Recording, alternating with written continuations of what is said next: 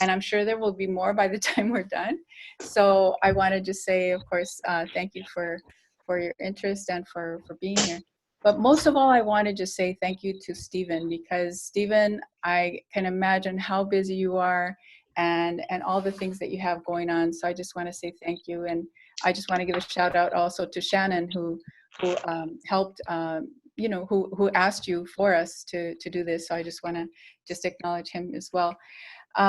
So just a few things about Steven Newcomb. He's Shawnee Lenape, and of course, author of the book Pagans in the Promised Land. And also, if you haven't heard or haven't seen the documentary movie that he made based on his book, it's quite a good thing. I want everybody to see that. And so we're hoping that at some point he can tell us a little bit more about where that is and how public that can be made, hopefully soon. And so anyway, he is, I know from Shannon that he was involved, or perhaps is still involved, with the international work with the United Nations, and with the whole topic of Native American rights and so on. So anyway, Steven, I hope I did you justice with that. I'm sure there's more to be said. So if you'd like, could you say a bit more about who you are and what you're up to now? Sure. I hope everyone can hear me. I was trying to get this set up for a possible screen share, but it's just an honor to be here. I appreciate everyone who's on the call, and I appreciate the invitation to discuss the book. And let's see what I'm doing here real quickly. Sorry about this. I gotta make sure I don't mess up. Oh, let's see here. I don't want to close that out. In any case, there are 26. So there are 26 people on the call. 30 now. 30. Okay. And maybe I shouldn't have bothered with the screen share thing. See if I can get out of here without getting out of the Zoom. Dang it. What did I do? So, well, the book came out in 2008, so it's been a while, and so it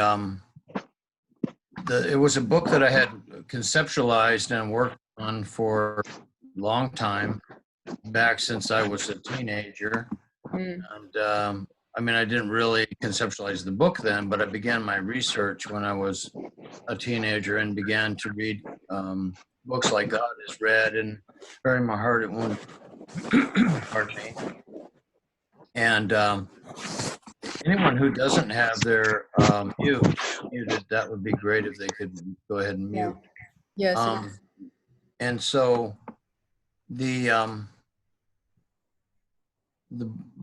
I apologize. I'm having this problem with trying to get back to the main screen here. No problem. Do the best that I can. I wanted to mention that to everyone. If you have your mic on, please mute it, and then you can unmute it once we open it up for questions, or once it's appropriate to ask for questions. So if your microphone is on, just please mute it while others are talking. Thank you. All right. Well, I don't have control of my screen right at the moment, so I'll just continue on. When I was a teenager, I read the book "Bury My Heart at Wounded Knee," and I have this very memorable story of kicked out of high school history class in the 10th grade, I think it was, 10th or 11th grade, for attempting to ask a question about the real history. And no matter how long I held up my hand, the teacher wouldn't call on me. So I finally started to say, you know, why don't you tell him the way it really was? Because he was giving this very white picket fence, rosy scenario of U.S. history. It was a bunch of nonsense. So he kicked me out of the class. And so I'm telling a little bit of the backstory here. And then I was also, at that time, I was 16, and I was starting to associate with traditional-minded folks at a place called Red Wind in Los Angeles, and it's Semu Huaute and others. And so through my friend Dan Benally, he said that Bury My Heart at Wounded Knee ended in 1890 with the massacre at Wounded Knee, and so I should read something more contemporary, such as Vine Deloria Jr., which I did. And so when I read that book, and I was a very voracious reader, I've been a reader all my whole life, and when I got into that, I noticed that Vine Deloria Jr. had mentioned the Vatican Papal Bull of May 4th, 1493. And I noticed that he had mentioned the, just the whole notion of Christian people and the barbarous nations and that sort of thing. At the same time as reading those kind of books, I was also being able to participate in a number of ceremonies with traditional ceremonial people and elders. And so that completely turned my mind around, because when you go into some of the ceremonies, of course, it's very, it's kind of earth-shattering in a way to realize that that other dimension still exists, and that there's still access to that if you weren't raised in that way, which I wasn't. And so all these kind of factors were coming together, and eventually although I had quit high school, I ended up I went to stay with my native grandparents in Portland, Oregon, and I eventually ended up at a high school equivalency program at the University of Oregon in Eugene in 1975. In February, I entered that GED program. And then by April, I was enrolled at the University of Oregon as a freshman. So that was quite a transition to go from high school dropout in February to University of Oregon enrollee in April. And my essay for entrance into the university was talking about my desire to go to law school and become an advocate for Native nations. And so that was the direction that I took. And I had the good fortune of having some amazing professors, and one of whom was a man named Herb Cawthorn, who was an African-American professor, or he was actually what do you call that? Anyways, for entry-level freshmen, if you have, it's called the Educational Opportunity Program. And so he was one of the lecturers for that. And I took his speech class, and he encouraged me to enter into a major called Rhetoric and Communication, which I did. And so the rhetoric is the art of persuasion. It's the faculty for finding all the available means of persuasion in a given situation, which means that you analyze the opponent's arguments and you look for the weaknesses in those arguments, and then you fashion or craft your own arguments to prevail, I guess you might say. So and then I took a lot of other kinds of courses, and Chet Bowers, C.A. Bowers was another very powerful professor of mine. And I took a number of his courses called, one was called Education and the Politics of Cultural Change, and the Sociology of Knowledge, which is how reality gets constructed and maintained over time. So I took a whole bunch of courses thinking that was my preparation for law school. And then I had the opportunity to take a entry level, or as an undergraduate rather, to take federal Indian law from Charles Wilkinson. And that's an actual law class. We had to get special permission to take that class. And once we took that class, at least for me, it was eye-opening, because we were assigned this decision called Johnson versus McIntosh from 1823. And when I started reading that decision, it took me back to that book by Vine Deloria Jr., God is Red, and to the Papal Bull, because what I noticed is that Chief Justice John Marshall, who wrote that ruling, put italics on the words Christian people, and he was talking about the idea of discovery and looking at a number of English charters, John Cabot, Sir Walter Raleigh, Sir Humphrey Gilbert, and so forth, and crafting this particular notion that the first European nation to quote unquote discover lands on this continent of North America had the claim of an ultimate dominion, and the Indians only had a right of occupancy based on that framework. But when I saw those words Christian people italicized, it occurred to me that that was connected to the Vatican Papal Bull 1493, and that it was a religious justification that they were using based on the Bible and Christianity. So I didn't have anything to really validate that or verify it. But I'm giving you way more background than I usually do about my book, but I wanted to just give you a sense of some of this. And so I eventually got disenchanted with the idea of going to law school, because it seemed to me if Johnson versus McIntosh was the premise of the whole system, and it's based upon this claim by Christian people that they have the right, somehow a right of dominion over heathens, natives who were heathens, as the Supreme Court stated it in Johnson versus McIntosh, then to me that whole system was bogus from the get-go. And so it made no sense for me to stick my head through that noose and somehow accept that system. So I stepped away from the whole idea of going to law school, and for personal reasons and so forth, I discontinued my university education, but maintained my research for the next decade. And my partner, Paige, who is now my wife, and we've been together for 37 years, and she's been such an amazing support through this whole journey.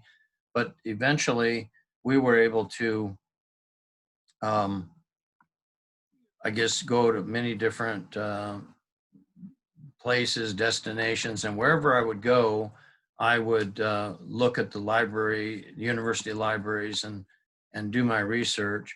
And for 10 years, I maintained that until about 1991. And then in 1992, I met my friend and mentor, Virgil Kilstraight, a traditional man, a ceremonial man of the Oglala Lakota Nation. And am I still on, folks? Yes, you are. Yes, we can hear you. I can't see you guys, so I apologize. Yes, we can hear you. So in any case, I was able to line with Virgil. Virgil took me under his wing. We started the Indigenous Law Institute. We started a campaign to call on the Pope to formally revoke the Intercetera Papal Bull of May 4th, 1493. We started going to Europe. Virgil had a lot of connections there. And we went to Italy on a speaking tour, and New Zealand, and I went to Australia. He went to other parts of Europe. And so we just started doing this work. And eventually, after a very long period of time of developing the ideas for the book, then I was able to get a contract with Fulcrum Publishing. And then the book gradually came together over the course of quite a number of years, but specifically with the publisher, the editors were terrific. And so what you have read is the result of all that effort and work from the time that I was a teenager. And then I also met my friend Peter Dorico in 1989, one of those kind of strange, wonderful occurrences in your life when you just come across paths with someone with whom you have a real affinity. And so Peter Dorico and I have been maintaining an ongoing conversation for more than 30 years now. And he of course wrote the foreword to the book. He's a Yale law school graduate and a professor of legal studies. He's retired now, but I tell people somewhat jokingly that the foreword is the best part of the book, and it goes downhill from there. But in any case, that's some of the background, and I usually don't go into all that detail, but I think it's kind of important for folks to know that this has been a life's work. and that it's pretty amazing when I go back and read the book and look at how well it came together and the arguments that are made in there, that it's very, I'm kind of surprised at it myself but I think a lot of that's just because of the editors being so good. But it is a very unique work, and then I guess the only other thing I wanted to say in terms of my introduction is that the focus on Christian people and natives who are heathens, those terms, Christian people and heathens, indicates that it's a religious, biblical, Old Testament worldview that has been used as a means of oppression, a means of domination against our nations and peoples. And that these days, I like to express it as a very specific contrast between the original free and independent existence of our nations and peoples, contrasting that with the claim of a right of domination put forward by the monarchies and of Christendom and of course the papacy, the Holy See, and so forth. So, that's kind of the thumbnail sketch. I'm so glad you chose to give us that kind of background, because I think one of the beauties of books is when you put your heart, your passion into something, and it's obvious that from a teen you knew what that was, and you did the research to follow it through. So that's always really impressive. And I agree, reading the book, it is stacked with a lot of facts and a lot of evidence and a lot of different angles at why we're where we're at today. So I wonder if the best thing to do might be to start with, I know one of the things that you open up with, or maybe it's in the introduction or the forward, it's the whole idea of scientific, what is it? The science of Cognitive theory, the theory right, of the human mind, theory. cognitive science, yes. Cognitive science, which I imagine has something to do with what you mentioned about the sociology of knowledge, or also, just how to overcome people's thinking. Well, okay, so that's a really good point, because let me back up just a bit. My friend and Professor Chet Bowers was a big proponent of examining metaphorical systems, the importance of metaphors and the construction of reality. And metaphors, there are a number of ways to define a metaphor. One is applying the name of one thing to something else. So, simple example of that, when Cristobal Colon, aka Columbus, ended up at the island of Guanahani, the Taino island of Guanahani, he projected and overlaid the name Holy Savior, San Salvador, on that island. That was a use of metaphor. He's taken the name for one thing, San Salvador, and he's applying it to that island. And then there's a way in which that island and the name merge together in the human mind and in the human experience, and then try to separate that island from that name. Once people have been conditioned to use the name, to applying that name to the island, is very, very difficult. For example, try to say to people, oh, I live in the Kumeyaay Nation territory, now commonly called San Diego, as a means of drawing attention to the difference between the overlay and the original nation whose territory it is. It's very difficult for people to get their brain around that, because they're just not accustomed to doing anything other than just saying, oh yeah, this is San Diego. And that's part of the reality that's constructed through the use of that name, many other names. So that's just one example. There are some others I could come up with, but they're basically analogies. And then a term called synecdoche or metonymy, which means the part stands for the whole. Man, I'm right next to an airport here. Wow. Sorry about that. I don't know if you hear that, but it's quite loud. In any case, the synecdoche or metonymy, The part stands for the whole.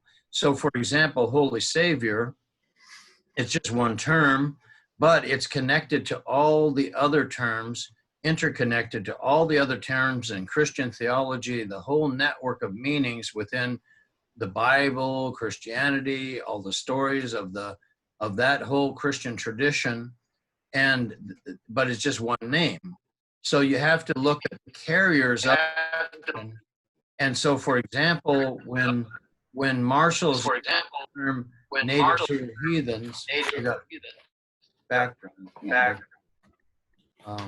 There's a reverb here, huh? Natives who are heathens, that term heathen is also applying the biblical tradition of the Old Testament and so forth, Gentiles, the notion of Gentiles, projecting that onto our nations and peoples, and then using that as a justification for oppressing our ancestors and so forth.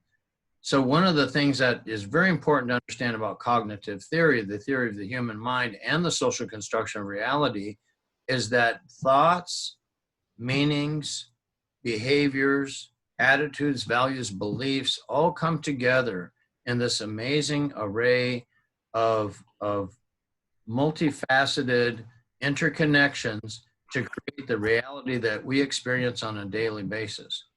And so when you learn how to do the analysis based on metaphors, and you pay close attention to the words, to the terminology, all kinds of terminology, and you actually trace the history of terms back through time and look at the various ways they've been used, but also the context within which term is used, the purpose for which a term is. I'll give you an example, funny example. My wife yesterday, Paige, said, did you bring those clippers back in? And I said, I think I did. Now, here's the funny thing. I was thinking of there's clippers for toenails, and I thought she needed those. She was talking about clippers for a hedge, but it's the word clippers. And so we had totally different understandings. I found that out this morning. Oh, she was talking about the kind of clippers. And so it's kind of a funny example. Suppose in this book that I reference quite a lot in my book, it's called A Clearing in the Forest by Steven Winter. He gives the example, and that, by the way, this has to do with categories, the way we work with categories, what's called a prototype effect, the most prototypical example of something, the idealized cognitive model or idealized mental model of whatever it might be. And so suppose that the guys are having a poker game on Friday, and say, hey, I don't have enough chairs, bring a chair. And we're having bring a chair. And so anyway, the guy shows up with a beanbag chair. And he said, how'd you bring that? He said, well, you said you needed a chair. It's still a chair, but it's not a chair for the purpose of the poker game or the context of the poker game. And so these are funny little examples, but there are ways to apply that kind of understanding of metaphors and so forth, of how the government the US government as an American empire has used terminology and metaphors and overlay ideas that came out of the mind of the white man, for lack of a better term, projected that onto our nations and peoples, and then abused our nations and peoples based upon the metaphors and ideas and concepts that they're projecting onto us, and act as if they played no role in projecting any of those ideas. Oh, they're those heathens. Well, they're not heathens without them projecting that idea onto our ancestors. Then they're going to abuse our ancestors based on something they projected onto them. But we're not supposed to notice. And when you go into all this kind of analysis, then suddenly you become hyper conscious of a lot of these nuances that most people are completely clueless about. Mm-hmm. One other example, which is the term jurisdiction. And I was going through this book on etymology, the origin of words, and diction happened to be in there. Interestingly enough, the word jurisdiction goes back to the French word danger, which means danger in English, and it also goes back to the word dungeon. And the reason for danger and dungeon is the danger that you experience in being under the control of someone else against your will. And that's the whole point of jurisdiction. So when they come by ship, bring their whole system of domination based upon their language and all their claims of a right of domination, and then call that law, there's a metaphor. What the rules that they lay down is the metaphorical frame for that. And then they're claiming jurisdiction, which is the right to speak law, which in my view, they're speaking terms of domination, and we could go into that. But the notion that they have a valid system simply because they showed up and performed a ceremony on the shore, meaning a ceremony of possession, that's their frame for it. What I call it is a ceremony of domination. They're a right of domination. It took me a long time to figure out how to say that. It took me 40 years. Well, no, I was saying it in the mid-90s, but it took me a long time to feel very comfortable in using that kind of terminology and to use the domination analysis and the dehumanization that goes with that. And so once you've called them on their system and you've pulled the veil back and pulled the mask back, pulled all the covers off of it, and now it's right there. And I can go into the terminology of the root of domination, which is the dominion, the root of dominion, which is dominion in Latin, and then domo, to subjugate, to subdue, to force into subservience, to tame, to domesticate, to cultivate, to till. Then the 7 terms from the papal bulls: to invade, capture, vanquish, subdue all Saracens, pagans, and other enemies of Christ, to reduce their persons to perpetual slavery, and to take away all their possessions and property. And then there's another 7 I can go into, which is civilization, state, sovereignty, ascendancy, dominion, property, and empire. And if I went into the definition of each and every one of those terms, every single one of them flips back to the theme of domination. So there's 21 terms of domination that creates a whole network, this incredible array of arguments and ideas and attitudes and values of empire and domination that they've been using against our nations and peoples. And so on the basis of the Bible and the Old Testament and the chosen people in the promised land, I can say that all very easily now because I've been at this such a long time. But initially I had to craft each and every one of those ideas over a very long period of time and put this together in the fashion that I did in the book. Took a lot of work. Took a lot of work. Yeah. You know, that's a really good foundation to understand probably what we're seeing today, especially with this thing of overlaying terms to refer to people, whether they're Mexican, whether they're Black, whether they're, you know, Native, and certainly, you know, just blanketly call them a certain way, which is the same thing when we say pagans. So is there anything you, this is a long history of tracing back to 1493, I think you said, but obviously we're talking about how it impacts today. And so is there anything you want to say about what we're seeing today in the streets with the taking down of the you know, statues, things like that? Yeah, well, let me say that the use of the color spectrum to refer to the concept of race. Race is another metaphor. There's a race. Is it a foot race? Is it a car race? What kind of race is it? Is that the kind of race they're talking about? You know, is that 2 different kinds of nail clippers, a race where people are trying to get to a finish line first? You know, there's a lot of things you could ask about that, but they use the color spectrum to say, oh, he's a Black guy. Oh, he's a white guy. Oh, you know, they're Mexican, they're this, they're that. But we state those things as facts. So he is this thing, or she is this thing. Or we could say it, we could be more reflective and say, oh, he's categorized as a white person. He's categorized as a Black person. But these are all metaphors. They're metaphorical reference points using the color spectrum. Okay, red, white, black, yellow. I mean, they say, you know, there was a sign on the Oregon border. I don't know if it's true. It says, if you're white, you're all right. If you're black, go back. If you're brown, turn around. If you're red, you're dead. So there's a piece of that, the color spectrum for what's called racism. But racism is another word for domination. And when we talk about racism, they don't necessarily talk about domination. They don't realize that they're talking about domination. So then racism becomes the sole focus of the attention and not the domination and the dehumanization that is being represented through this use of the term racism.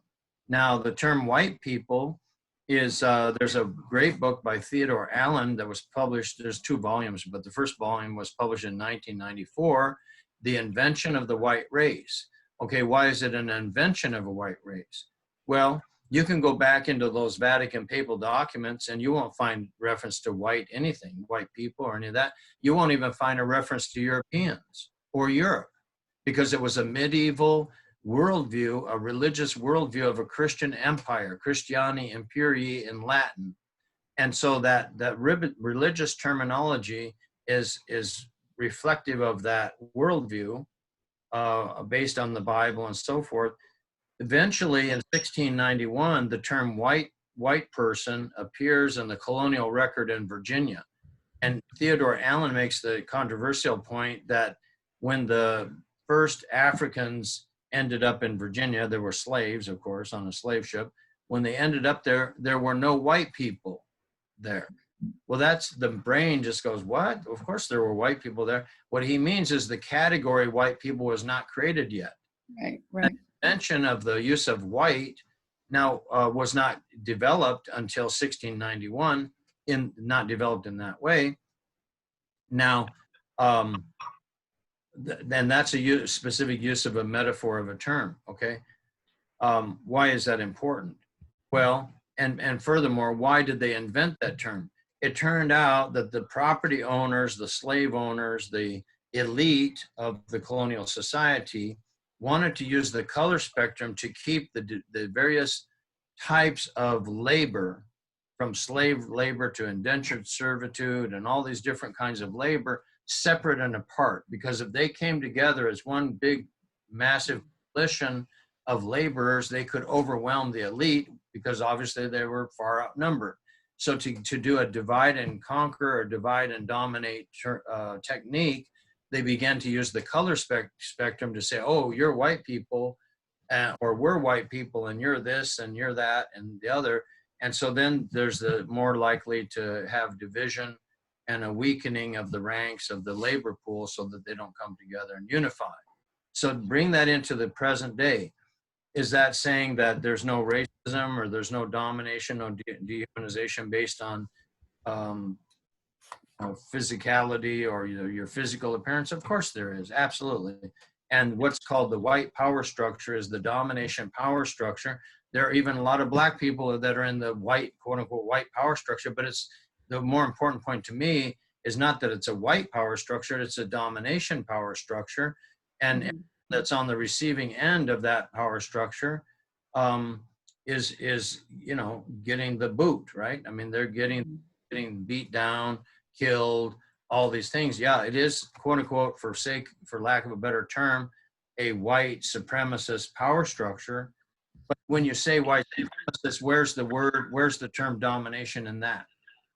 And so if you were to take a notebook and you started to notate in that little notebook all of the examples of domination and dehumanization that you see on a daily basis, whether it be on the internet or on, you know, wherever it might be, it doesn't matter, in your everyday life, what have you, television, whatever it might be, there are so many examples of domination and dehumanizations everywhere. The whole economic system is based on that, right? So if that's the case, if the political, economic, social, so all these various aspects of reality are premised upon a domination system that was brought into this continent and this hemisphere back during the time of Columbus and afterwards, then how is it that we don't have a Department of Domination Studies? How come domination is not a specific focus of attention? How come you so seldom hear that word being used? And there's so little academic make analysis of all the things that I'm talking about with regard to these ancient Vatican documents and what they really reveal about the true nature of the American Empire and the whole nature of the existing system. And all of our nations and peoples, I don't care where you go throughout this whole hemisphere, are afflicted and imposed upon by states. These are states. They call them nations, but they're actually states. What is a state? Max Weber, a very important German sociologist, defined state as a relation of men dominating men. Mm-hmm. For the state to exist, the dominated must submit themselves to the authority claimed by the powers that be. Wow. So there's the subordinated, subjected, dominated, domination. And we have not been taught to even understand that. How many people have ever bothered to read Max Weber's Politics as a Vocation essay that was published in 1919, I believe it was, a century ago? And if you're a political science major or you're interested in these types of things, you're not likely to go into that. So once you understand that the whole nature of it, American society, that's a metaphorical overlay, the euphemistic, positive sounding language that covers the true nature of the domination system. Mm-hmm.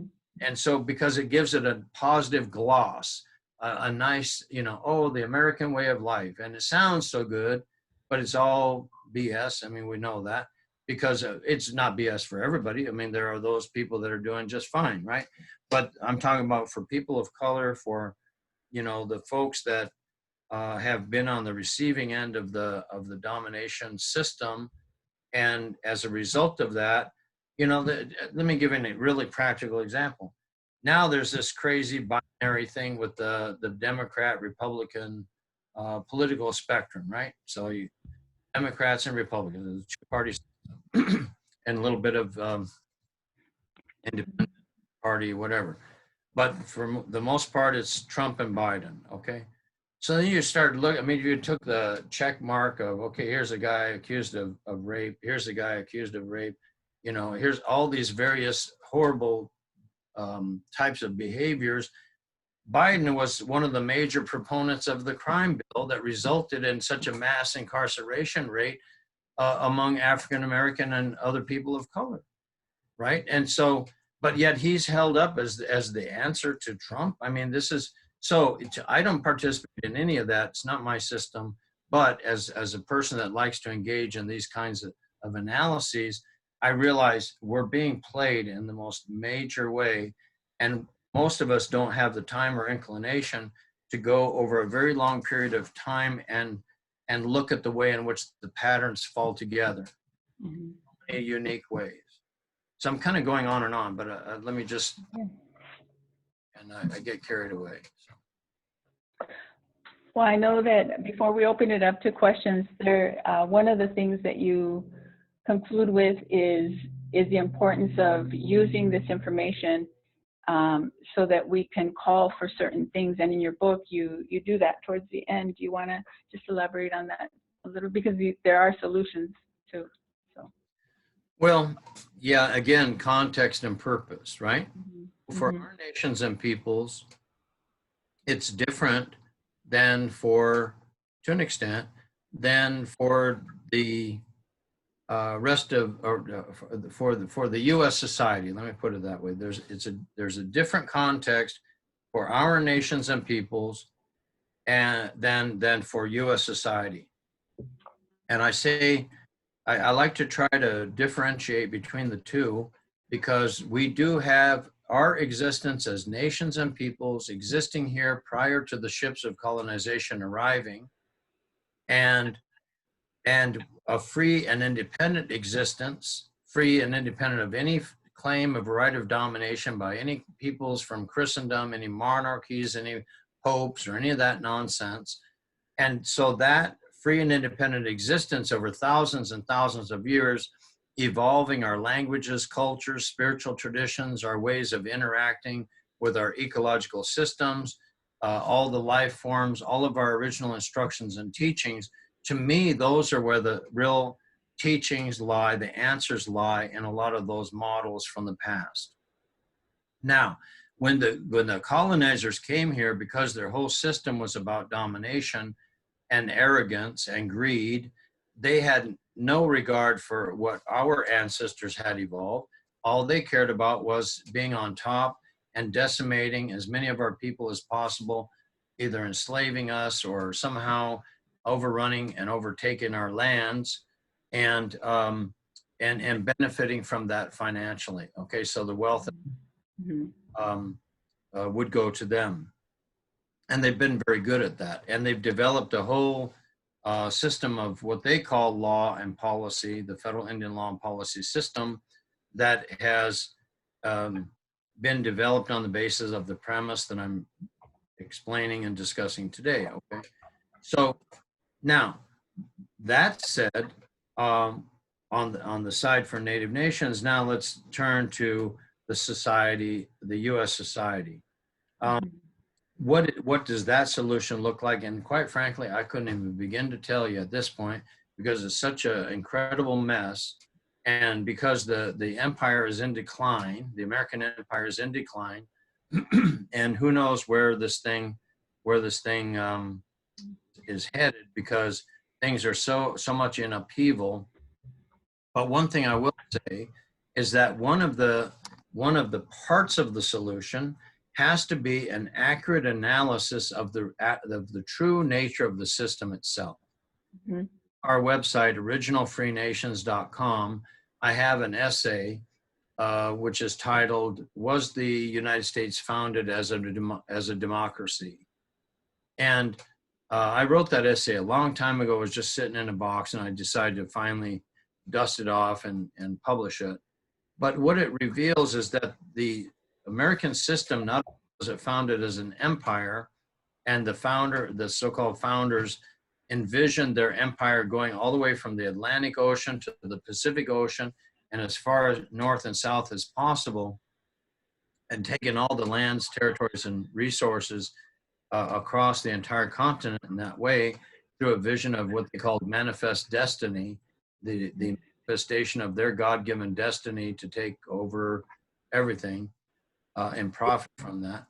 But not only is that true, but the system itself was founded by bankers, lawyers, aristocrats, slave owners, land speculators, and plantation owners, and so forth. And it was designed and set up in such a way that they, as the minority, would not be overrun by the majority, which are the masses, okay, which are the poor people. And that is still this pattern that's existing today. There's a reason why the Democrats and the Republicans together gave 4.2 trillion with a T to $5 trillion under the cover of a pandemic to the wealthiest billionaires of the society. They just did that just recently. And who's saying anything against that? Jimmy Dore is saying big things against that. And I think he's got a very powerful message about those kinds of things. But for the most part, you don't really hear people talking about that. Why in the world would they do something like that under the cover of a pandemic? Well, because they're the wealthy benefiting the wealthy, and that's the way the system was set up to begin with. So I think through a more accurate analysis of the true nature of the system, that maybe we'll be getting somewhere in terms of understanding how to address that system. But, you know, I think that for the most part, I have my proposed solutions are few and far between at this point, because I think that like I say, you know, the instability of the overall system and the way that it's been set up, with the role of the lobbyists being so incredibly powerful, and the way in which we're being played to such a great extent by the mass media and those corporations that control so much of the economy, and also the media that provide information to people, it's very difficult to discern what's true, what's real. You know, if they can keep us in a state of confusion, then we're less likely to really have a clear understanding of how to arrive at positive, beneficial outcomes for everyone. And so that would be my thumbnail sketch, you know. Great. Well, you know, I think it's time to open it up to questions. So if there's anyone who wants to ask a question. Or comments. Yeah, or a comment, right.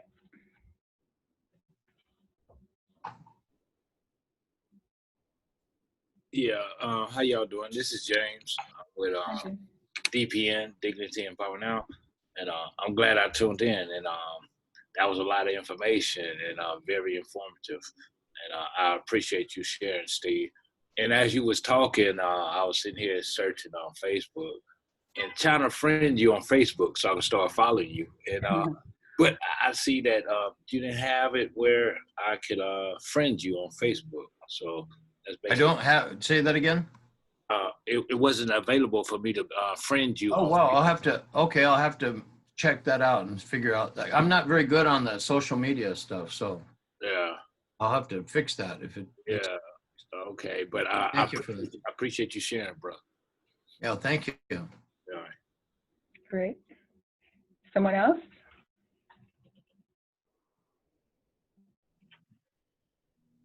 Hey, this is Ramiro. I thank you also for sharing. I really appreciate a lot of this knowledge that I think is very important, especially with everything that's happening today, and how relevant and how it can relate just to all of those past histories and all of those things that have, I don't want to say made us where we're at, but have put us in a position where we're having to deal more the oppression that has continued, but that is becoming very I don't want to say detrimental, but it's just there's a disillusionment that's happening with with Trump and all these people. They have this very delusional way of thinking, you know, and where does that come from? You know, it's kind of good to try to get an idea, because sometimes it's just so, it's just out. Sometimes when you listen to what Trump says or some of these right-wing supremacist people, it just seems like it's so outer worldly, you know, it's like so alien, like really, like, so it's kind of good to try to get a context, especially when it comes to young people who when this pandemic came weren't prepared. You know, I'm not saying that we're always going to prepare them for just to live their lives, but it's hard for a lot of young people because, you know, they weren't ready for this, and it's unfair to them, you know. And so I just want to see, maybe you could just talk a little bit about how that can relate and how we could try to differentiate some of those issues that we're dealing with today from some of the history that you're talking about. Mm-hmm. Yeah, I mean, I think that's the general state of confusion that is going on at the moment, and the sense of kind of a chaos, a chaotic, really whacked out energy. It's almost like everything is so whacked out, where even like this cold-blooded killing of George Floyd, you know, that was played out in the media. But all these trigger points where people are being thrown into a state of confusion, and it's very hard to get your bearings. So there's, you know, what I do is I kind of take a step back, and I'm all about the analysis. So, yeah, you know, I used to say one time, long time ago, I would commonly hear myself say, well, I don't know what to think. And then I realized, well, why do I have to think anything? I mean, I could just be kind of an agnostic and just be an observer more than, oh, I have to think this thing, or I have to get into the mix and contest this and challenge that and so forth. And so I tend to throw everything in the hopper, all kinds of data, all kinds of information, and try to process that in a much more kind of almost a slower way. I think a lot of times we have to slow the hell down and not just immediately react to stuff, everybody's become so reactive to everything, right? And people do what they want to do, that's fine. But what I mean by that is when you really, and it's hard to do, but when you really begin to look at all the information, like for example, well, okay, let me give you a perfect example. Mask, no mask, okay? And people are really emotional about this thing, mask or no mask. What's the actual science? What's the actual CDC? What's the actual World Health Organization? What are the, now there are all kinds of medical people, medical doctors, immunologists, people that have very, very high credentials. There's not even unanimity on that. They disagree amongst themselves. Is it sensible or not sensible, whatever? But I oftentimes, and this is a really interesting point about the way in which it's played up in the media, to immediately assume that there's one particular way of approaching that whole issue with the masks. And if you don't approach it in that way, then you're some kind of a nut job. Now, do I wear a mask? Yeah, I go into the store, I wear a mask. Most of the time I don't. But, you know, we do sensible things to social distance because we don't really know what the hell's going on. But it's sort of like this, the general confusion is like there's these camps. Oh, they're in the mask camp, they're in the no mask camp. And it's like another type of division and divisiveness. But what does the damn science say? What do the doctors say? There's not even agreement among them. On one, Fauci says, oh, don't be going around wearing a mask, it's ridiculous. Then suddenly he's saying, oh, you need to wear a mask. So which is it? I mean, so it's almost as if all this confusion where there's no stability, and that leads to psychological unease, it leads to psychological confusion, and a part of that whole sense of chaos. And that's why I feel like we've got to be really super centered and spiritually attuned, and pull back and kind of just get ourselves calmed down, and then approach this thing in a much more meticulous way, and not think that we have to have an immediate kind of, I got to have this reactive situation, you know, or reactive approach to things. I don't know if that's very responsive to what you said, but that's my general sense of how things are going right now. You know, and it's even more difficult for communities of color because Native communities and African American communities in particular seem to be particularly hit by the virus more so than, say, the white society or let's say the well-to-do sectors of the society, because the underlying health conditions are so terrible to begin with. You know, Native communities, the death rate is always much higher. I would imagine that's true in the African American communities as well. And then you got the diabetes, the high blood pressure, all these things. And so you're more susceptible to these types of things with the virus. But we'll say this, that if you look at all of the factors that are going on, the state, remember what I said about the nature of the state. And the state will use all kinds of things as a means of control. Those things that they may use as a means of control is something like a pandemic. And then if you look over a long period of time and you say, oh, okay, let's go back to Iran-Contra and look at what was going on with that. I usually don't get into this, but I'm going to just at least mention it today, which is that Ollie North was working on, along with some other people, working on what was called the continuation of government, COG. And the COG was in the event of a major national emergency, if they had to suspend the Constitution of the United States, they would go to this fallback plan. And during the Iran-Contra hearing, one of the congressmen from Florida was asking about that plan. It was actually mentioned in the newspaper article. And Senator Inouye from Hawaii, who was chairing that meeting, he would not allow that line of questioning. And he said, if the gentleman from Florida wants to continue with that, to go down that road, we will recess to executive session. And so the congressman tried it again and he cut it off. He said, no way. So now flash forward to 9/11. Well, before you get to 9/11, let's go to the year 2000. And I mentioned some of this in my book, The Project New American Century, 2000. Right. Dick Cheney, Wolfowitz, a number of those guys that were part of the George W. Bush administration, they said that they would have global supremacy for the American empire, okay? And that with the collapse of the Soviet Union, you had a whole different kind of order. And so the kind of beefing up of the US military and supremacy that they wanted to see could not come about, they said, unless there was a new Pearl Harbor type event, okay? At the same time, in 2000, the Pentagon launched what they called Full Spectrum Dominance 2020.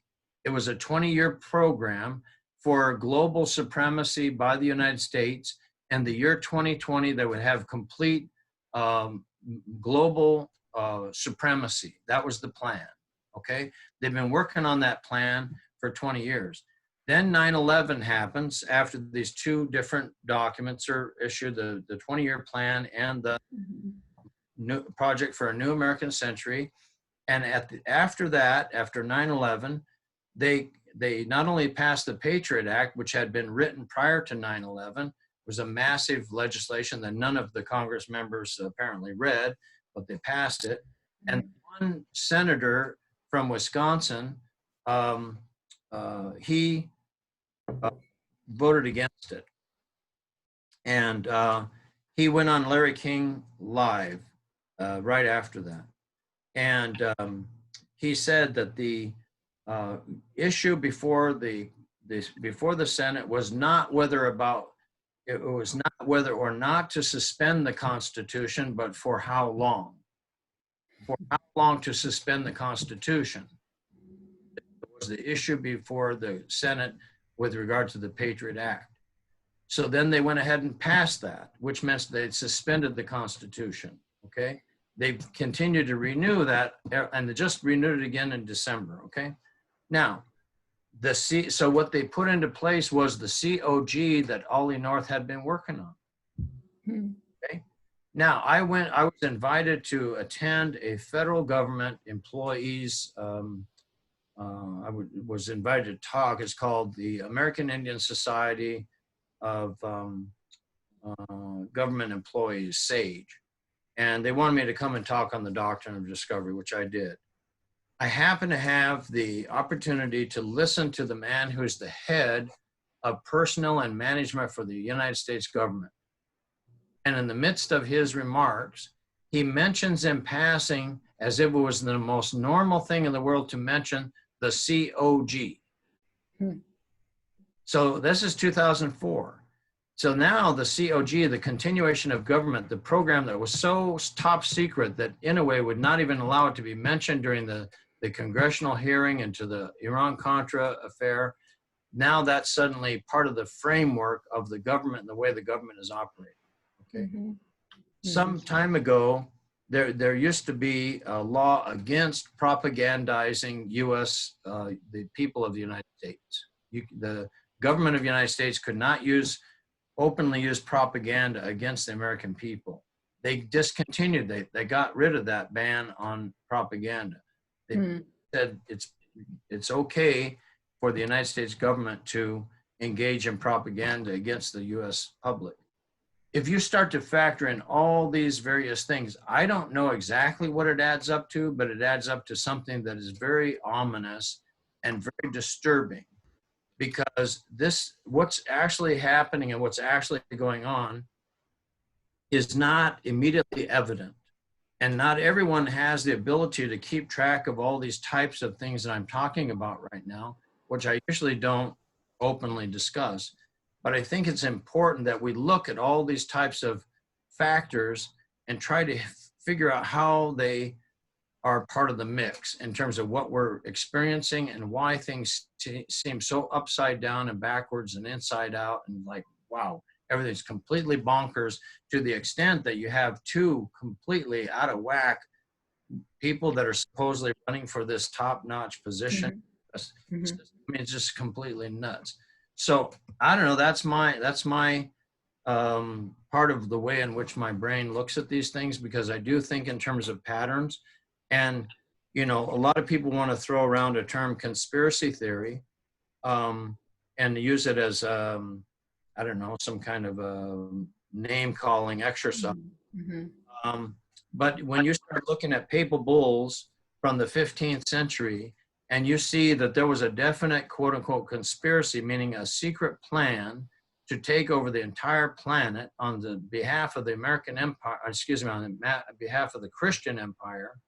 And then you see that how that became manifested in all kinds of other empires, the British Empire and eventually the American Empire, many, many other kinds of empires, that things are not often, I mean, a lot of times things are quite different than they seem.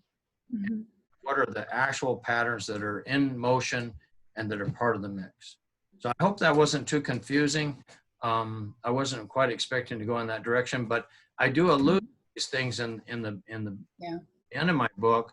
And I think and I did say toward the end of my book that the way things were moving now, with the authorization of use of force, the secret rendition of people, you know, the destruction of the standards of the Geneva Convention, although I don't know that I specifically named that in the book, but all of the trends were looking toward, or seem to be moving toward, a totalitarian system in the United States. And I think that it's not lessened. I think that has increased. The likelihood of that has very much increased. And, you know, we'll be looking to see if they start to mandate vaccines and that sort of thing. And, you know, what's going to happen? Are they going to, you know, what kind of mandate are they going to have with regard to the pandemic, and how they're going to start to impose additional patterns of domination on the American populace? And I'm going to be very curious to see how that plays out. I mean, yeah. Just like right now, we're seeing the National Guard being used at, I believe it's in Oregon, and the governor has to call to stop it, and who knows if they'll listen. So well, and that's a very excellent point. I'm glad you raised that, because that's what happened to the people in Chile, right? I mean, they disappeared, right? You had same thing in Guatemala. You had all these horrific genocidal things that started, where things like that. You have basically plainclothes people with unmarked vehicles grabbing people off the street, throwing them in the van in a way that you don't know if they're ever going to come back. That was the disappeared, right? I mean, and those people were not seen again. I mean, thousands of people, I don't know the exact numbers, but those are the kinds of very scary trends that can move very quickly into a very dire type of patterning. And then, you know, you did ask me about the statues. And I will say this, that, you know, I'm not necessarily a big proponent of tearing down statues. Tear them down, don't tear them down. I guess that, you know, there's things you could say on either side. But I was telling my friend in Syracuse, New York yesterday, I said, well, if they don't want to take the statue down, then they should have a gallows put up there next to the Columbus statue with 13 nooses that they used to hang Indians, and the number 13 corresponding to Jesus and the 12 apostles. They should have some statuary where they're cutting off the hands of Native people, and put that out there, and let that be the counterbalance to this effort to prop these guys up as some kind of culture heroes, you know, and demonstrate the real true nature of the history. Because once you tear those statues down, then you don't even have evidence of the crime. Remove the evidence of the crime is the way I look at it. Why not that as evidence of the crime, and then make the crime even more evident as to telling the real true history? And so that's another way of looking at it. And I'm not, I could go either direction on it, but we have this statuary in Marietta, Ohio, in our ancestral lands there, where Rufus Putnam and James Varnum and several others that were part of that first colonizing force that founded Marietta within our Lenape territory, where the Muskingum and the Ohio rivers come together.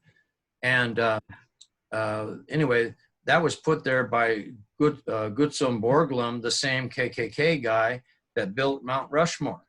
Mm-hmm. You said, well, tear that out of there. I would say, well, I'm not sure I would want to do that, because I can tear that out of there, but then where's the evidence of those assholes going in there and taking over our territory and doing all the things that they did? Why not use that as an opportunity to tell that true story?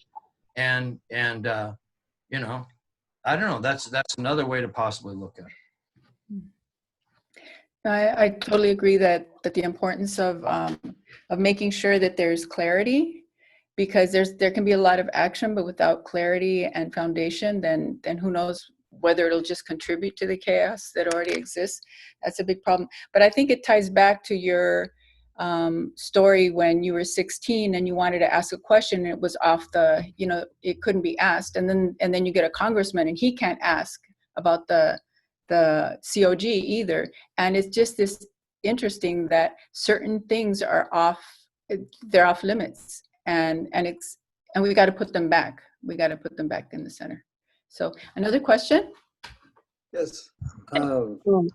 First, a wonderful book, one that makes people think, or should make people think, because one of the parts of the craziness we face today is people openly talking about this as a Christian nation, and I don't think they realize the implications of that. Right. Mm-hmm. It is a Christian nation, but not in the way they're talking about. They're talking about imposing some type of their contemporary version of Christianity, because the roots are here.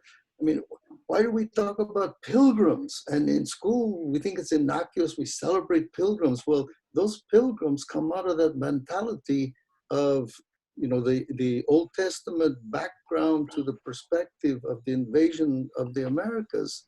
And you did a wonderful job of pulling it all together. And no wonder it took you so many years, because Yes. there's a lot to pull together. And it also, this book, how do we present James Marshall in the typical US history courses?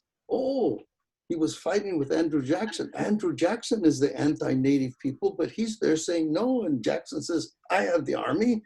But what they were arguing about is how and who is going to dispossess the native peoples of their land. And they go back and they reach into our rights as Englishmen. This is total hypocrisy when you examine it, because, Henry VIII, yeah, good Christian, but when the Pope says you can't marry this woman, you got to stay with the one you're married with, he says, well, no, we break from Rome. But on this issue, they don't break from Rome.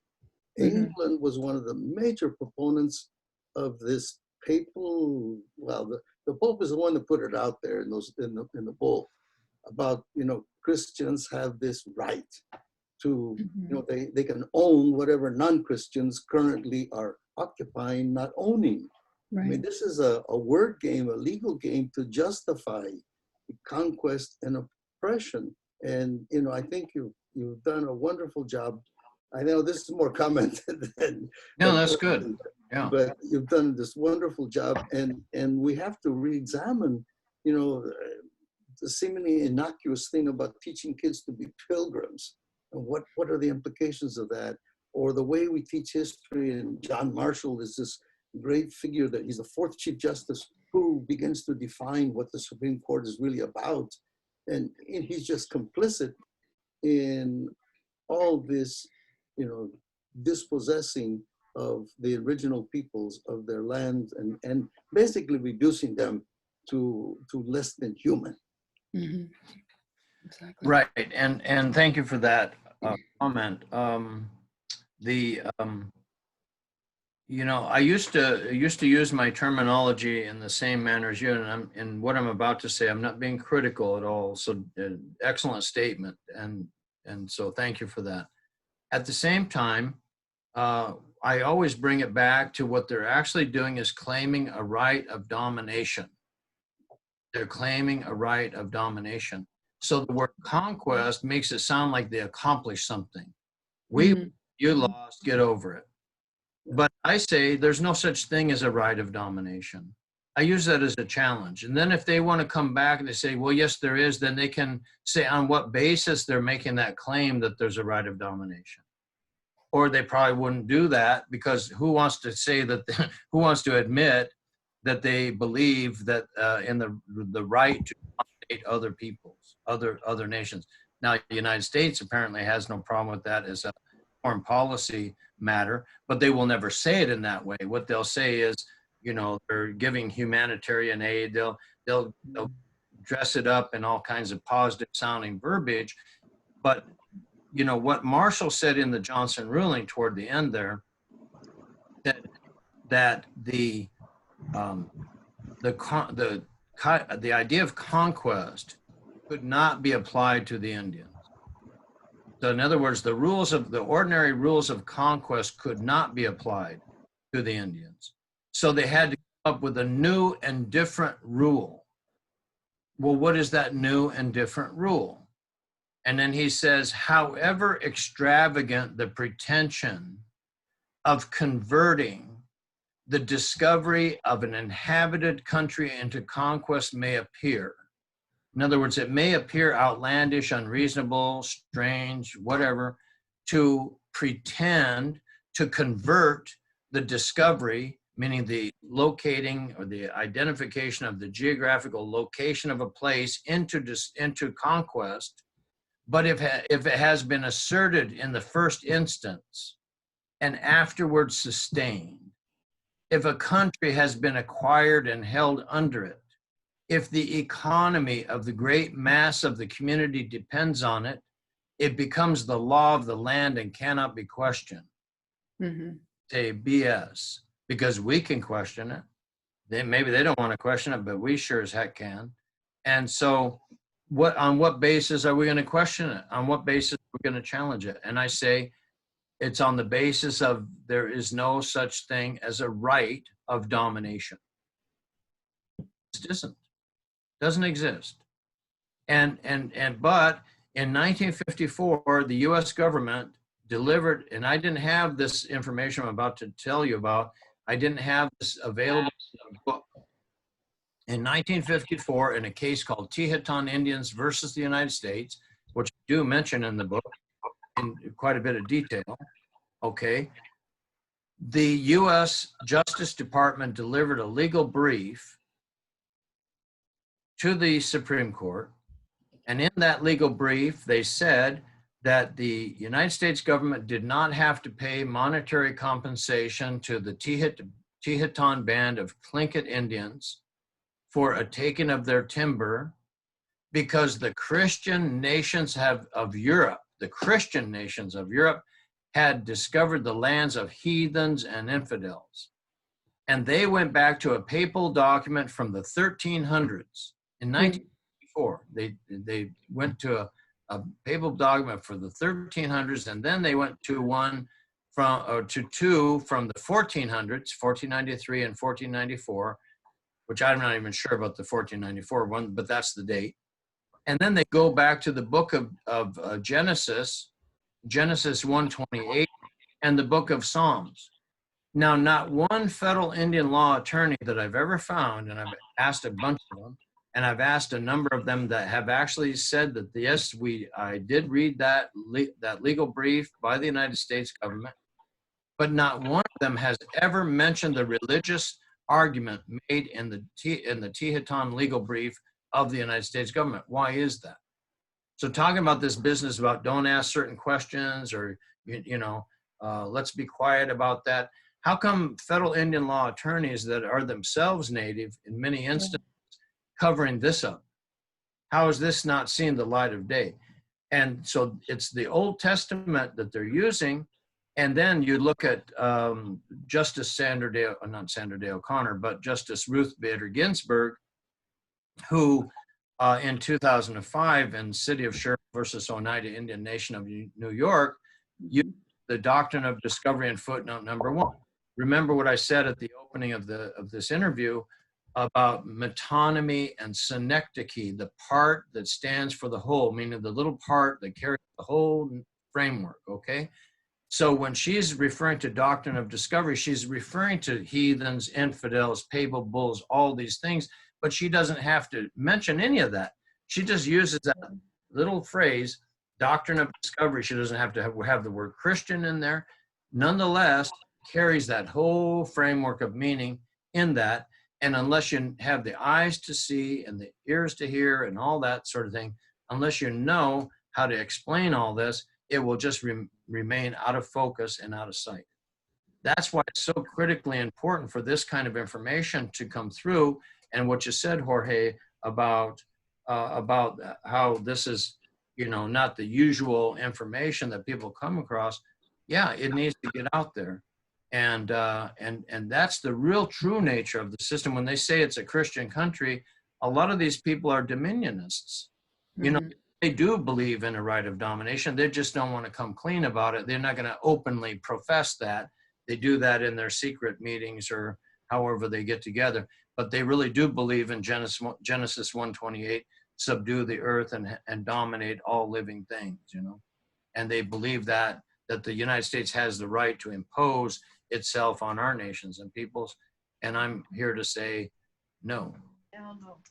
Yeah, well, Black's Legal Dictionary, we have a copy because one of our nieces became an attorney. She passed the bar and then she didn't want the big book on her shelf anymore. So I took it and it's interesting. You go in there, read the entry on discovery and in the, you know, it's a process in internal law, but in international law, they just lay it out there. And you're saying, my God, this, you know, and thank you for correcting me on conquest because I have notes and I picked up that part. But believe me, you know, I'm 77, so reading, you know, I love history, been reading history since what, 65 years, and it's just embedded in there. Yeah. To break them that metaphor. Yeah. Yeah, good point. And, you know, I'll say this, that I have a chapter, the Conqueror Model, I don't know if it's chapter 4 or whatever it is. I've been going through my book and rewriting it, little parts of it. And I was less forthright with the domination metaphors than I wish I had been. And so I want to just go through and kind of update some of this by replacing some of the more euphemistic terminology that I used for more explicit domination terminology. And so I would replace the conqueror model with the dominator model at this point. And didn't have the insight to realize, or, you know, maybe I was a little hesitant to do it, not knowing. Some of this has to do with where we are coming from psychologically and what we feel comfortable putting forward. In other words, there's a tendency to self-edit and say, well, maybe that wouldn't fly so much, so I'll ease back on it, you know. And but now I have no concern about that. I'm 65 now, so what the hell? I'll just say like it is, you know. Not gonna hold back whatsoever. I think I see that. I think Jackie wanted to ask a question. Is that? Yes. Jackie? Hi. Hi. My name is Jackie, and so I wanted, it's a comment and a question. I really appreciated the part of your book where you there was a mention about how reading this type of literature is important because it contributes to our own decolonization process, and I really appreciated that. But it made me think also, for my undergrad institution, the city housed the Carlisle Indian Industrial School, and it's now serves as a U.S. Army War College. And so that was something that was always in close proximity to my undergrad institution. And I think your book also has inspired me to look more into learning more about that itself, right, the boarding schools. But I was curious how your scholarship has engaged with boarding schools and their importance today. Well, thanks for that. I call them boarding schools of domination. My grandpa, Bushyhead Spybuck Newcomb, and his dad, my great-grandpa, Solomon Newcomb, both ended up at Haskell. And it was the I don't know, it was a military academy for the boys. And so when my grandpa ran away at the age of 15, they put AWOL. He had gone AWOL when he ran away because it was a military school, okay? When he went to boot camp, because he joined the military and just immediately, and that's part of that conditioning mind control process. But when he joined the boot camp, on the very first day of boot camp, he could already do everything that they were going to train those guys to do. And my grandma had this really interesting story about the drill sergeant saying, if you could do such and such, take one step forward. And he kept saying, you know, whatever it was. And so pretty soon my grandpa was right in front of the drill sergeant, and the drill sergeant challenged my grandpa. And he said, well, you said if I could do those things, so here I am, you know. And so the guy put him through all the paces, and my grandpa didn't make one mistake. And he said, you're all right, kid. And so in terms of the conditioning process, right? But it was a horrible thing to rip all these kids away from their loved ones, their families, their moms, their dads, their aunts and uncles and grandparents. And this medicine person in Denver some years ago, he told this story about this dream that someone had about this dust storm coming. And so one day, this dust was in the distance and coming toward them, and it was all these black cars, and they pulled up there and they grabbed all the kids and they took off. So the next day there was not one sound of a child in that whole community, no laughter, no nothing. And I had always thought of it in terms of the psychological impact for the children, but that made me think of, oh my God, you know, how would you feel if all your children are gone just away because some government decides they have the right to dominate you to the extent of just grabbing your kids and putting them in indoctrination centers to salute the U.S. flag and pray with the Bible and do all those things in an effort to destroy our languages, cultures, and spiritual traditions. So, and our whole existence as nations and was that genocidal process, you know? So that's what I think about that. And to me, this book is an effort to kind of respond to that in a sense that it's a puzzlement, right? What has happened to us? And that was the rage that I had. I still have, you know, maybe less so in this age, but at this age, but you know, that rage that I had as to what in the hell happened to our people, our family, like why did we end up the way that we are, and how come we don't know our language and have our ceremonies and our traditions? What the hell happened to us, you know? So this book is an effort to puzzle all that out. And of course, we do know some of that with regard to our own family members, you know? Mm-hmm. Right. Definitely. Vida and then Michelle raised a hand. I don't know if you still want to ask a question. I do. I just wanted to, that was very painful thinking about it. I've been feeling it this whole time. I'm so happy that you're teaching, you're sharing all the knowledge that you've put effort into teaching about what the Doctrine of Discovery is. And I often taught it when I was a teacher. And it's very fundamental to understanding anything about this country. And we have a lot to do in teaching and sharing this knowledge with everybody. I wanted to ask you a question about, I thought the very first papal bull that was used to dominate others was, I heard or I read somewhere it was in the 1100s, and they were when they were going on the Crusades, they used it towards Muslims. Is that true? Mommy. It's actually 1095, the first crusade that was declared. I forget the Pope's name at the moment. Urban. I think it was Urban. Okay. And in any case, so then that resulted in the sacking of Jerusalem in 1099. And there was the understanding that whatever property the Christians were able to win from the Muslims, they would be able to keep. And so they, I have this account in the book where they slaughtered the Muslims so that they could get their property, get their houses and so forth. And that pattern, of course, has played out on the West Bank and in Palestine with Israel and so forth. Same kind of patterning, right? And same kind of thing over here, the genocide in California. I mean, if you think about gold fever, that makes people crazy because they got to have it. And then you think about land fever. So people will kill for gold. If they get gold fever, they go completely mad.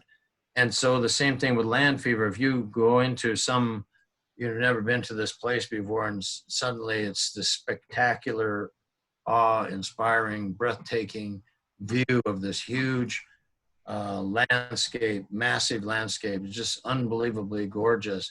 And all you got to do is bump off the people that are already living there, and it's all yours. And that's really what it was about, what it has been about. It still is.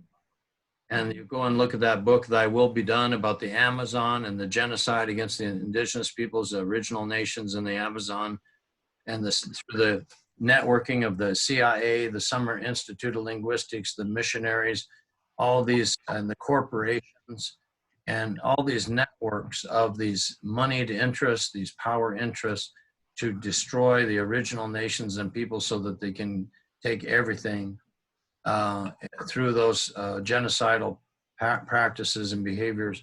That's really what we're up against. And that's the true history that is not told. And that's what's being covered up.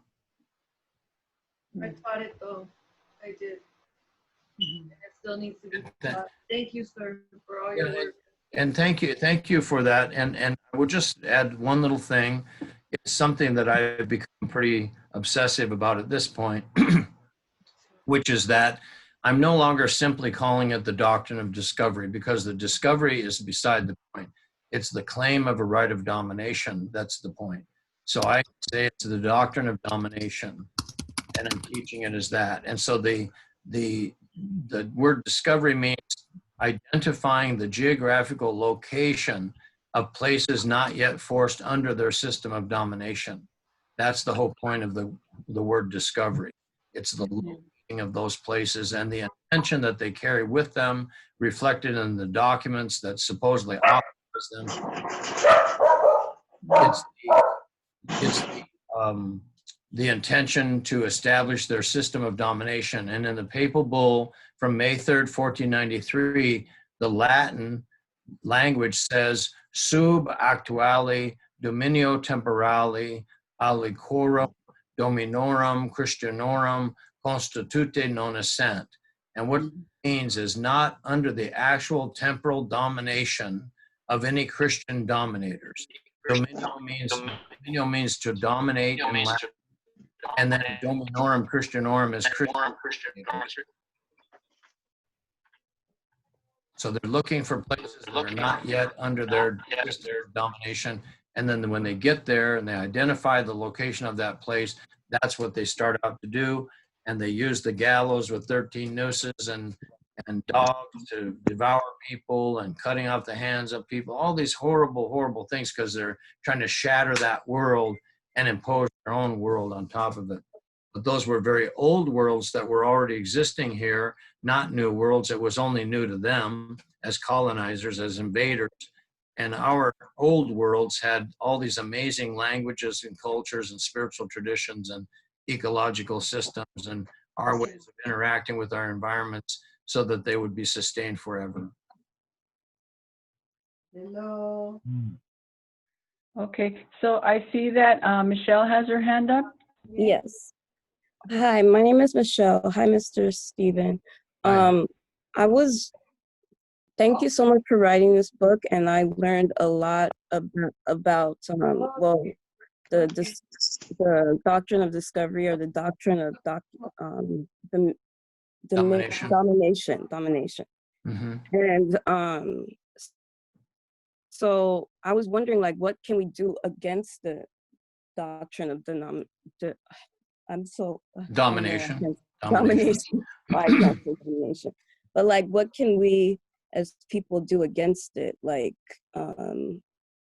like, how can we not let that still influence our lives now? Like, how can we maybe come together, or I don't know. Well, I think that such a powerful, profound question, because it's easy to be against something, but then what are we in favor of? Okay. Right. So how do we, and then how do we illustrate that or describe it or image it, imagine it? And I think that drawing people's attention to the fact that what's going on is we're seeing all of the symptoms of domination throughout the planet. And that the more we can become hyper conscious of that and begin to be aware of those patterns, and then be determined to operate on the basis of respectful communication, whatever that looks like, to embrace the humanity in one another, for lack of a better term, because there are some problems with that word too. Probably don't have time to get into today. But I think when you look at the way in which we interact as human beings, it's very challenging and very difficult, because there's so much emotion that goes on with everything, and especially with social media, and people seem to think that it's just okay to lash out at each other and immediately get into it. And so where's the pause? Where's the reset button to pause and say, well, if we always continue to just react to each other constantly, at what point are we ever going to figure out how we interact on the basis of positive, respectful communication? And I think that's where our teachings and our instructions are really important, because with Christianity and with the domination system, it's not just Christianity, but as one example, a lot of times it's about power. Who's going to be on? And so, well, you're not going to be on the top, I'm going to be on the top, and then it's this power struggle, okay? But if we were to say our real goal is to figure out how to communicate in a deeply respectful manner, with patience and with true listening, which is a skill. It's a really difficult skill to develop and to maintain. But if we were to do that, what would that look like? And do we want to take the time necessary to really do that, given the way in which we tend to trigger emotionally so easily and so forth? And we all do that. I mean, I know I do. But I can say these great, maybe things that sound okay, but I'm working on all these things too. But those are just a couple of hints of things that might be different, and if we really worked at it. And the challenge is that English, more than 60% of the English language is derived from the Roman Empire, which is a language of domination. So it's impossible to use the language without ending up in situations where we're trying to use the language for just immediately use it in ways that end up being divisive and fragmenting and wedging, wedge issues and so forth. So, and I'm not saying that because I could name some of these other ideas that would immediately be a path to a solution. However, let me give you an example. In the Kumeyaay language, there's a term, a greeting. The term is hauka, and what it means is, may the fire within you burn bright. It's a matter of saying, oh, hello, hi, whatever. It's, wow, may the fire within you burn bright. So it's acknowledging that you have a life force and you're envisioning something very positive for that other person's life force, that it burn bright and be radiant.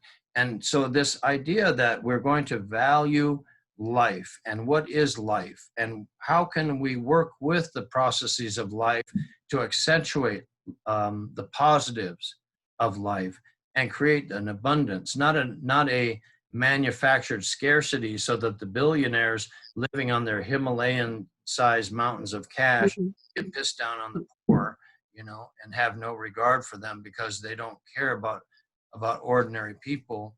How are we going to get to that other kind of a world? And if we're not going to do it through positive, respectful communication, then how in the world would we do it?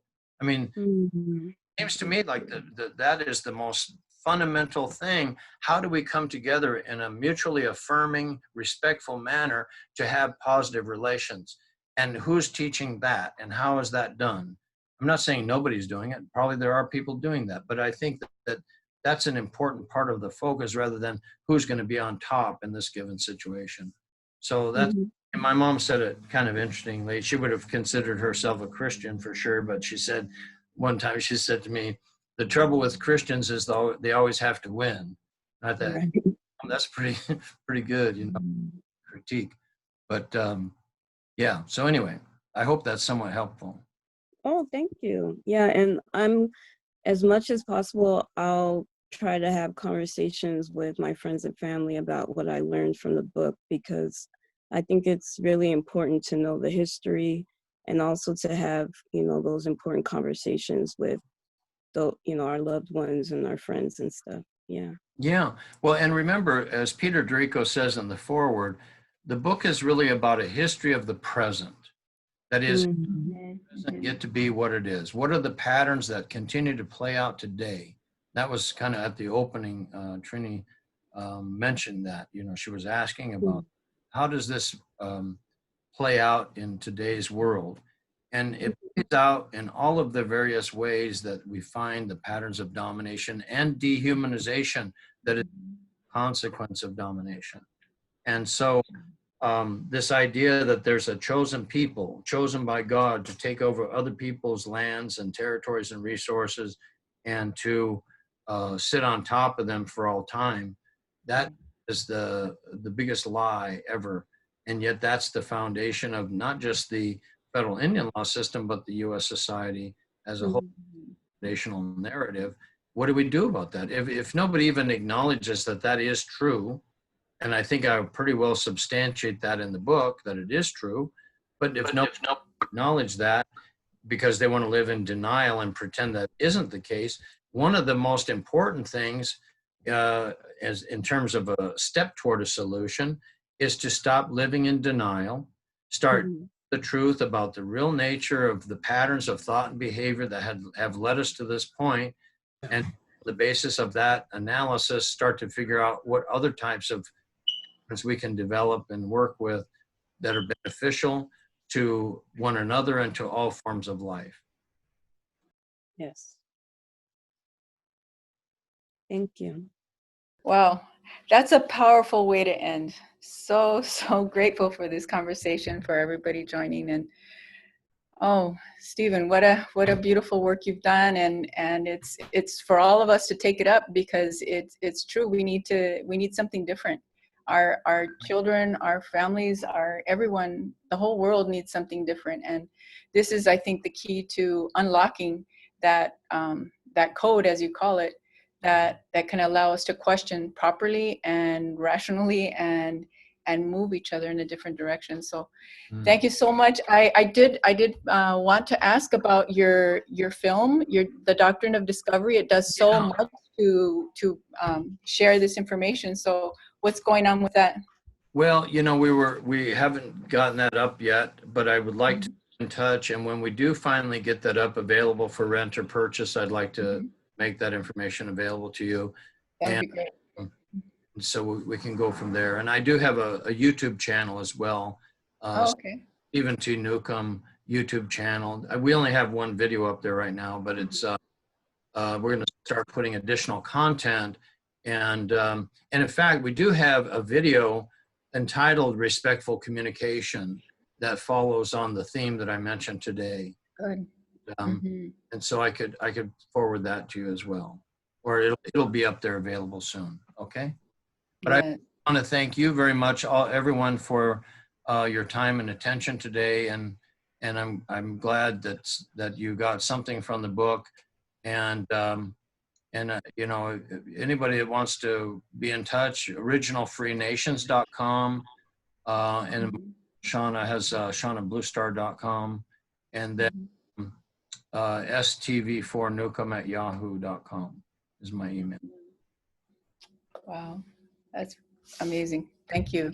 So I know, Andrea, you had some announcements, some other things to bring up. Thank you so much, Steven. Yes, thank you. Yeah, thank you, Steven, for joining. I really enjoyed this meeting today, and I wrote lots of notes as well, just to share a little bit. I don't want to take up too much time with that, but I love how you started with talking about how like metaphors and the language that we use really guides the way that our perspective in society and the way we understand the world. I had heard that before in school when I went, and talking about the way we perceive like gender and all of that. And even now, the way people understand like the use of Black Lives Matter, that term, and people not understanding that too. So it's just embedded in everything, like language, and it's just something to think about, that I would like to explore more as well, to think about how what the language that we use, how it affects how I perceive the world, and how I may be like influencing others as well with the language I use. And I love that point. Thank you for sharing everything. I learned a lot. And hi everyone, my name is Andrea. I'm a program coordinator at the Achuchas. So I coordinate the social justice book club meetings. I just help organize it and, email all of you. So I just wanted to give a little brief description. I wanted to explain a little bit about how the book club works. We meet every month. Usually it's the third Saturday of every month from 12 to 1:30 p.m. And usually, sometimes it goes over because the conversations are so good. The dialogue is really great. All of you, thank you for speaking up and asking those questions. And thank you again to Steven. It's great when we have the authors join us because we get such a deeper dive into the book. And it allows us to understand it even better, right? So yeah, we meet every third Saturday, and it's a new book every month. So yeah, we really want to encourage reading, and we encourage everyone to join even if they haven't read the book, because I don't know if anyone here hadn't read the book before or didn't finish it, but these conversations apply to many things in our life, and I'm sure we all have something to say and new perspectives to give and share. So yeah, thank you. And I want to say also that if you'd like to get notification from me on the book club, then you can leave your email in the chat box, and I will be sending out just the new upcoming book clubs. And the way this works is, as far as like what book comes next, the Tia Chuchas doesn't pick the book. We usually like the group to choose together, or come up with a consensus. Usually someone pitches the book, and if most people seem like, yeah, they'd be up for reading it, then that's what we do. And in this case, Mimi had pitched this book. And so if anyone has any ideas, we do have the book for August chosen already. We like to get ahead of ourselves so that the bookstore has these books ready for us once the month comes in. So if you'd like to purchase a book from our independent bookstore, you can. The book that we will be reading for August is Make a Poem Cry. I don't remember who pitched this book, but don't worry, we will have a facilitator. But this is a great book. It's a collection of writings from folks in the Lancaster prison.